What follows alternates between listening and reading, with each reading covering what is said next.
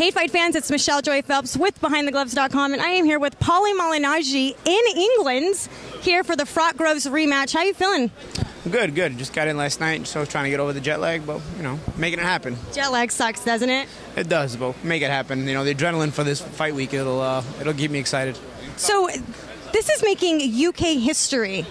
We're here witnessing history being made. What do you think is going to happen, or what's going to go down May 31st? I mean, I think it's going to be a great fight, and it's definitely a hard fight to call, and I think the first fight shows that. Really, the first fight, you had a lot of momentum swings, or you had two different momentum swings, which were huge, drastic, and so it's caused enough interest for the rematch, more than enough interest, and I think that's why the rematch is selling so well, is because a lot of times in this kind of fight, people can't tell what's going to happen. But I think one thing's for sure, when, like you said, it's going to make history, but it's also going to be an exciting night for boxing. Do you think that Froch is showing a bit of nervousness because he's been doing several things, like, for example, at one point he shoved Gloves during a media function, and to me it kind of gave off maybe that he was a bit nervous and didn't know how to handle standing in front of him. Do you think that all the mental games has gotten to him? I think Carl is an emotional guy, but I think at this level, and he's been at this level for a long time, I think he knows how to handle it. You know, it doesn't mean you can't be an emotional guy, and it doesn't mean anything's getting to you, because, you know, if Carl Froch is the kind of person that let these kind of things bother him to the point where it affects his performance, I don't think he'd be at this level. So yeah, maybe it is bothering him. Maybe he's overreacting in some ways emotionally, but I think on fight night it's safe to say Carl will be Carl. You know, that doesn't mean for sure he's going to win the fight. I mean, George has shown himself to be of this level, and especially what we saw in the first fight. And so, you know, I think the mind games when the bell rings end, and I think both guys will show just how prepared they are physically and mentally in the ring.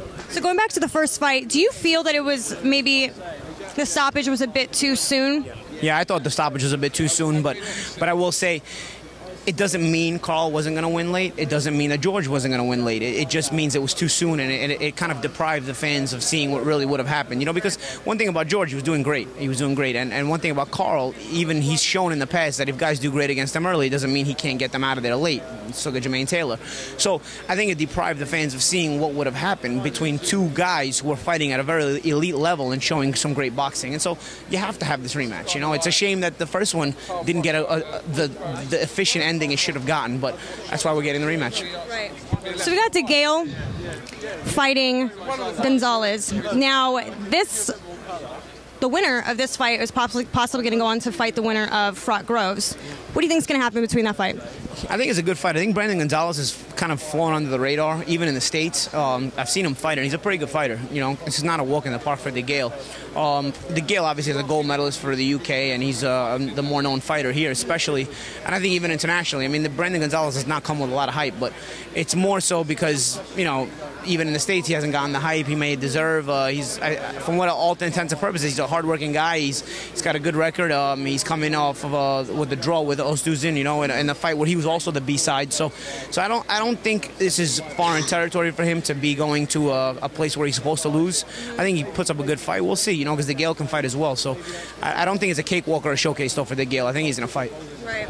Well, thank you so much for your time. I know you're busy here working with Sky Sports this time, right? Yeah. I wish you nothing but the best, and we'll see what happens May 31st. Bye, fight fans.